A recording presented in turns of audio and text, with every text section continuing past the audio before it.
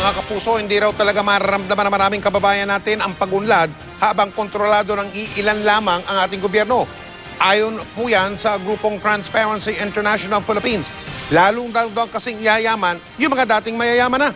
Sa kanilang isinagawang survey, lumabas din na ang Philippine National Police ang pinakatiwali sa mga sangayo tanggapan ng gobyerno.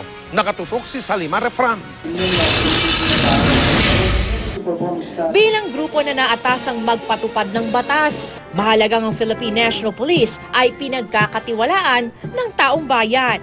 Pero lumabas na ang PNP ang pinakatiwali sa tingin na may 1,000 Pilipinong sinurvey ng Transparency International, isang global civil society group na lumalaban sa korupsyon. 46% ang nagsabing sa tingin nila ay napakakorap ng PNP. At sa scale na 1 to 5, kung saan ang ibig sabihin ng 1 ay hindi corrupt at ang 5 ay pinaka-corrupt, nakakuha ang PNP ng marka na 4, mas malala kaysa sa nakuha nilang average na marka na 3.6 noong 2010 at 2011. Ang iba pang nasa top 5 na sinabing pinaka-corrupt ay ang mga public officials, political parties, ang legislatura at ang hudikatura. Lahat sila nakakuha ng mas malalang marka, liban lang sa legislatura.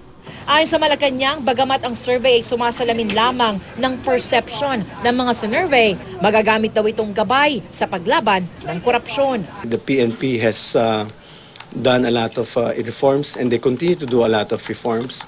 And I'm sure that General Purissima has continued all these reforms and will push for greater reforms in the police. Nag-survey ang Transparency International sa 107 na bansa at sa pangkalahatan, lumabas daw na lumala ang corruption sa maraming bansa. Lalabing isang bansa lamang ang nagrehistro ng positibong resulta at isa na dito ang Pilipinas. Gayunpaman, sinabi ng mga sinurvey na nananatili pa rin daw seryoso ang problema ng korupsyon sa bansa. 38% ang nagsabing bumaba ang corruption sa nakalipas na 2 taon. Pero 32% pa rin ang nagsabing lumala ito.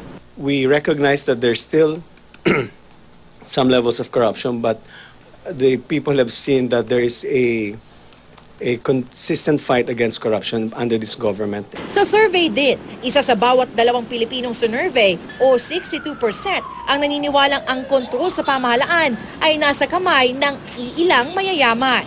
Sa isang pahayag, sinabi ng Transparency International Philippines na habang ang gobyerno ay kontrolado ng iilan, hindi raw mararamdaman ng nakararami ang pag-unlad ng bansa dahil lalo lamang yayaman yung mga dati nang mayaman.